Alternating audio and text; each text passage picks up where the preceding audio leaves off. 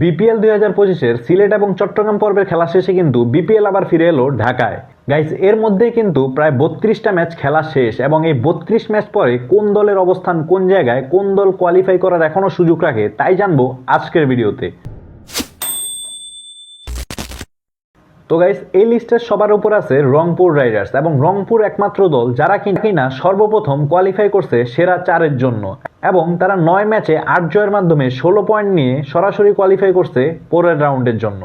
এই লিস্টের সেকেন্ড অবস্থানে আছে এবারের আসরে সবচেয়ে অভিজ্ঞ টিম ফরচুন বরিশাল।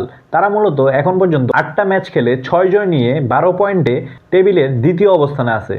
তাদের হাতে এখনো 4টা ম্যাচ আছে এবং এই 4টা ম্যাচের মধ্যে তারা যদি একটা ম্যাচ জিতে সেই ক্ষেত্রে তারা কোয়ালিফাই করবে পরের রাউন্ডের জন্য। সো এই ক্ষেত্রে বলা যায় ফরচুন বরিশালের জন্য কিন্তু সমীকরণটা খুবই ইজি অ্যান্ড তাদের পরবর্তী ম্যাচের মধ্যে একটা ম্যাচ জয়ের মাধ্যমেই তারা পরবর্তী রাউন্ডে খুব সহজেই চলে যাবে। এবং এই লিস্টে তৃতীয় অবস্থানে আছে চট্টগ্রাম কিংস। তারা মূলত 9 ম্যাচে 5 জয় নিয়ে 10 পয়েন্টে টেবিলের তৃতীয় অবস্থানে আছে।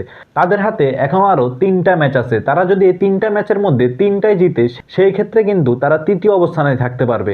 এবং অন্যদিকে ফরচুন বরিশাল যদি তাদের বাকি 4টা ম্যাচের মধ্যে 4টাই হারে সেই ক্ষেত্রে চট্টগ্রাম কিংস চলে যাবে 2-এ, ফরচুন বরিশাল চলে আসবে 3-এ। যার কারণে এখন স্পষ্ট বলা যাচ্ছে না শেষ পর্যন্ত টেবিলের 2 নাম্বার পজিশনে কোন টিমটা থাকতে পারে।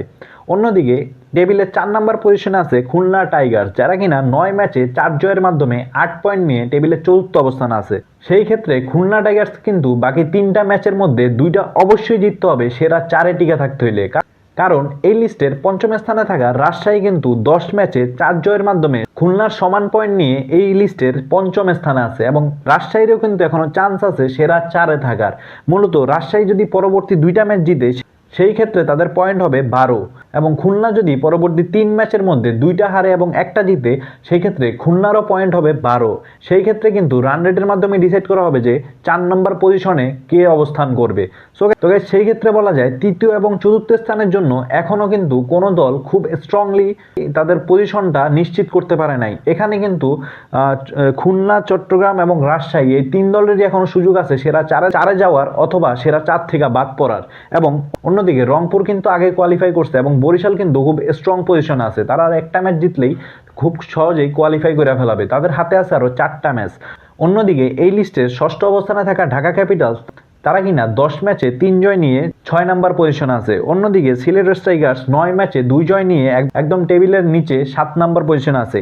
এই দুই দলের মধ্যে ঢাকার কিছুটা আশা থাকলেও সিলেটের আশা কিন্তু একটুও নেই, যার কারণে বলা যায় এই দুই দল কিন্তু মোটামুটি ট্র্যাক থেকে বের হয়ে গেছে।